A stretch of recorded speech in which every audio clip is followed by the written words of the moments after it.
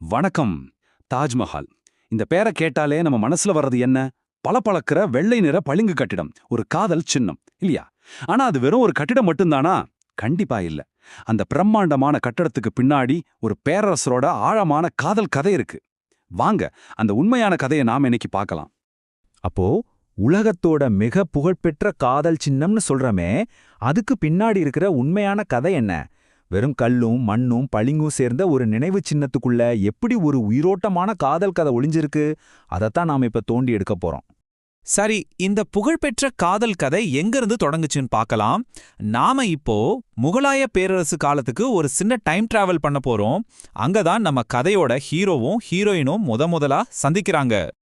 அப்போ நம்ம ஹீரோ யாருன்னு பாத்தீங்கன்னா, பேரரசர் ஜஹாங்கீரோட மகன் 15 வயசு இளவரசர் குர்ரம். இவர்தான் பின்னாடி ஷாஜஹானா பேரரசர் ஆகிறாரு. சரி, நம்ம ஹீரோயின் அவங்க பேரு அர்ஜுமந்த் பானு பேகம், 14 வயசு, அரச குடும்பத்தைச் சேர்ந்த ஒரு பிரபுவோட மகள். இவங்க தான் பிற்காலத்துல மும்தாஜ் மஹால்னு நம்ம எல்லாருக்கும் தெரிஞ்சவங்க. பாருங்க, ஒரு 15 வயசு பையன், ஒரு 14 வயசு பொண்ணு, அவங்க சந்திப்பு ஒரு சாம்ராஜ்யத்தோட வரலாற்றையே மாத்தப் போகுதுன்னு அப்போ யாருக்கு தெரிஞ்சிருக்கும்? ரெண்டு பேரும் ஒருத்தர் பார்த்த உடனே காதல் வந்துருச்சு. ஆனா கல்யாணம் பண்ணிக்க முடியல. சரியா சொல்லணும்னா 5 வருஷம் காத்திருக்க வேண்டியிருந்தது. ஜோதிடம் அது இதுன்னு சில காரணங்களால தள்ளி போச்சு. ஆனா அந்த காத்திருப்பு அவங்க காதலை இன்னும் அதிகமாக்கிடுச்சுன்னு தான் சொல்லணும். யோசிச்சு பாருங்க, அந்த காலத்துல ஒரு இளவரசர் விரும்பி கல்யாணம் பண்றதே பெரிய விஷயம்.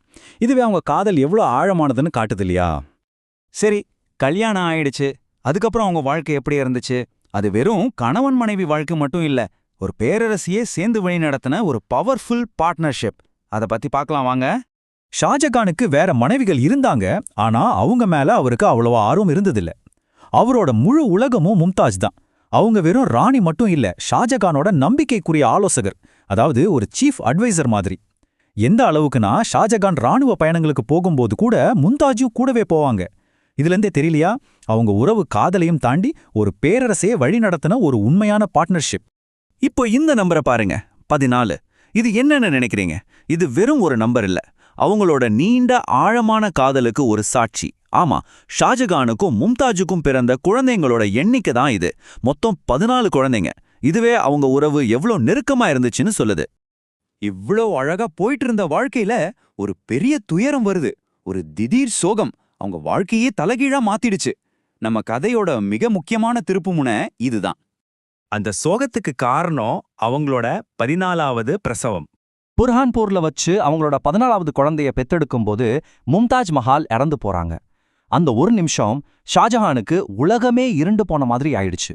அப்படி இறக்குற தருவாயில மும்தாஜ் அவங்க கணவர்கிட்ட ஒரே ஒரு சத்தியம் வாங்கினாங்க. எனக்காக ஒரு கல்லறை கட்டுங்க, அது இந்த உலகம் இதுக்கு முன்னாடி பாத்திராத அளவுக்கு அழகா இருக்கணும்னு சொன்னாங்க. அந்த கடைசி ஆசை, அந்த வாக்குறுதி தான் தாஜ்மஹாலோட ஆரம்ப புள்ளி. மும்தாஸ் போனதுக்கப்புறம் ஷாஜகான் உடஞ்சே போயிட்டாரு. அவரோட துக்கத்தை எல்லாம் ஒன்னா சேர்த்து தன் மனைவிக்கு கொடுத்த வாக்குறுதியை நிறைவேற்றத்துக்காக ஒரு பிரம்மாண்டமான வேலையில இறங்கினாரு. அவரோட துக்கம் எந்த அளவுக்கு இருந்துச்சுன்னா, முதல்ல அவர் தன்னையே தனிமைப்படுத்திக்கிட்டாரு. யாரையும் பார்க்கல, பேசல. 2 வருஷத்துக்கு அரசவையில எந்த ஒரு கொண்டாட்டமும் இல்ல, இசை இல்ல, எதுவும் இல்ல. சொல்லப்போனா அவரோட முடியும் தாடியும் சில வாரங்கள்லயே துக்கத்துல நரைச்சு போச்சுன்னு கூட சொல்றாங்க. அவரோட ஒரே லட்சியம் மும்தாஜுக்கு கொடுத்த சத்தியத்தை நிறைவேற்றுறது மட்டும்தான். சரி, இப்ப நாம கதையோட கடைசி கட்டத்துக்கு வந்திருக்கோம். அந்த பேரரசரோட துக்கமும் அவரோட வாக்குறுதியும் எப்படி உலகமே கொண்டாடுற ஒரு அழியாத சின்னமா மாறுச்சுன்னு பாப்போம். தாஜ்மஹால் இந்த பேருக்கு என்ன அர்த்தம் தெரியுமா?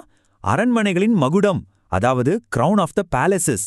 தன் காதலி மனைவி மும்தாஜ் மஹாலோட நினைவா கட்டின இந்த கல்லறைக்கு இதைவிட பொருத்தமான பேரை வைக்க முடியுமா? நீங்களே சொல்லுங்க. இந்த வேலையோட பிரம்மாண்டத்தை பாருங்க. இதை கட்டி முடிக்க 22 வருஷம் ஆச்சு. 20,000க்கும் மேற்பட்ட கைவினைஞர்களும் தொழிலாளர்களும் வேலை செஞ்சாங்க. 1000 யானைகளை விட அதிகமா இந்த வேலைக்காக பயன்படுத்தினாங்க. யோசிச்சு பாருங்க, ஒரு தனி மனுஷனோட காதல் ஒரு பேரரசோட ஒட்டுமொத்த சக்தியும் உழைப்பையும் ஒன்னா சேர்த்து இன்னைக்கு நாம பார்க்கிற இந்த அதிசயத்தை உருவாக்கியிருக்கு. மும்தாஜ் இறந்த உடனேயே அவங்க உடலை புர்ஹான்பூர்ல தற்காலிகமா ஒரு கல்லறையில அடக்கம் செஞ்சாங்க.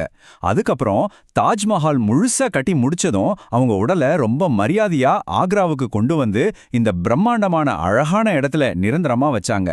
அப்போதான் ஷாஜஹான் கொடுத்த வாக்குறுதி முழுமையா நிறைவேறுச்சு. அதனால தான் சொல்றேன், தாஜ்மஹால்ங்கிறது வெறும் ஒரு கட்டடம் இல்ல, அது ஒரு பேரரசர் தன் மனைவி மேல வச்சிருந்த அளவற்ற காதலோட அடையாளம். பளிங்கு கல்லால செதுக்கப்பட்ட ஒரு அழியாத காதல் காவியம். சரி, கடைசியா ஒரே ஒரு கேள்வி. இவ்வளவு பெரிய துக்கத்திலிருந்து உருவான ஒரு நினைவு சின்னத்தை உண்மையிலேயே காதலோட சின்னம்னு சொல்லலாமா? இல்ல இது ஒரு பெரிய இழப்போட சின்னமா? இல்லனா ஒருவேளை உண்மையான காதலுங்கிறதே அந்த இழப்புக்கு அப்புறமும் தொடருது தானோ? இத பத்தி நீங்க என்ன நினைக்கிறீங்க? கொஞ்சம் யோசிச்சு பாருங்களேன்.